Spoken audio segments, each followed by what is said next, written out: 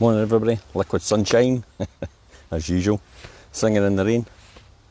Okay, so today's episode talks about the books you read will determine where you are in the next 5 years, and it's also true. I mean, Charlie Tremendous Jones actually says, you'll be the same person in 5 years as you are now, today, except for the books you read and the people you associate with. Now that's quite a powerful statement. That if you didn't read any books and continued to associate with the same people, you wouldn't actually change over 5 years. But deep down, it's probably true. Morning, Louise. If reading books have no influence on your future, then why do we use books to learn? Morning, Mike. At school and at university and our careers, of course we do. And of course they do. So why do we instantly leave school and most of us never pick up a book again? Some of us do. But do we pick up the right books? It will further our future rather than hinder it. I'll go back to my previous episodes when I talked about the importance of putting the right information into your brain so you'd get the desired result out. If you want to become a doctor, think about it. You read books on the procedures necessary to become a doctor, don't you? If you want to become an electrician, you read books on the procedures for electrical procedures to become an electrician. And so on and so forth. Morning, Andrea. So why do we assume we could automatically become successful, wealthy, or better off in our life without actually reading a book on learning about that very subject? Does that make sense? Some books, not all, as I always believe, the person teaching needs to have a track record in their field and the fundamental knowledge before they can teach. So be careful to select the right books to learn from. That's probably the most important one. If you're going to read a book, make sure the person writing the book or saying things from the book actually has a track record in that field and success in that field. I'll give you an idea of the books to read and the people I learn from and why. Richard Branson, The Virgin Way. So this book is all about delivering first-class customer service, leadership and entrepreneurship, and most of all to me, giving back. Morning, Karen. Think and Grow Rich, Napoleon Hill. Wow, have I read this book about 30 times, over and over, and I get something new out of it every single time.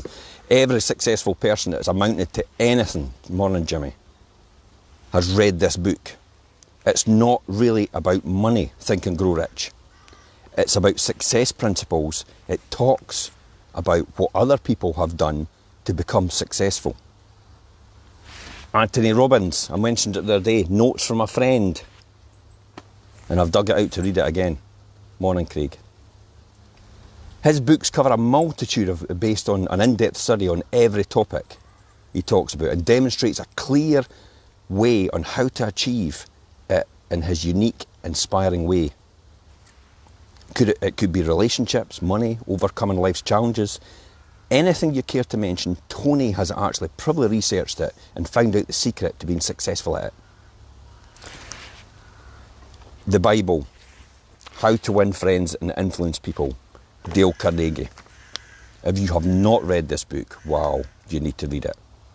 This is the holy Bible of turning your life around by getting out of that mental rut, making friends, winning people over to your way of thinking, and getting things done. I often read these books several times over the years, including many others, because each time I get something different from them, and you will too. There's a point of readiness in everyone throughout their walk of life, and what you hear today will be vastly different than what you hear in years to come. Does that make sense? Think about that for 1 minute. Are you the same person you were in your teenage years as you are now? Absolutely not. Morning, Francis. Because the newspapers that you've been reading, the TV you've been watching, the people you've been associating with, the political party you've been listening to, has shaped your minds and your thoughts over the years. Personally, I don't recognise the person I was in my early teens. I was bitter about everything. I blamed everyone. I was so frustrated with life, I literally hated myself. And I'm ashamed even to this day that I even used to enjoy the fact that when people didn't win the jackpot in television shows, I actually revelled in that. I enjoyed that. That's mental, but that's where I was. Today, it can't be further from the truth. I root for everyone and anyone, and I love to see people win. So how can this be? Well, apart from the fact I met the most beautiful women in the world, who changed my life forever, I started to read books, and people recommended to me far more successful than me in my early 20s. And this began to shape my mind and my thoughts in a more positive way, gradually changing over time. Remember, this is a long-term thing. It's not, oh, I'm going to read a book and my life's going to change tomorrow. Remember what I said about garbage in, garbage out. Good stuff in, good stuff out. How could I trust these people to give me the right advice when I first started? Well, they had a vested interest in my future. I was in a business that was built on helping others to become successful. And if you didn't help the other person or the other people to become successful, you wouldn't become successful yourself. You couldn't succeed. And it was a huge learning curve. And it taught me a lot of life lessons. It's the best feeling in the world to know you've been a part of helping someone else succeed. You've got to understand, it is an absolutely fantastic feeling.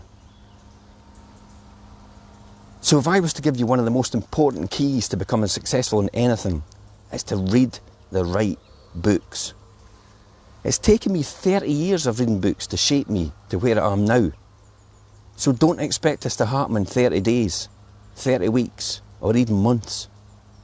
Anything worth achieving is worth working for. Without sacrifice, there can be no victory.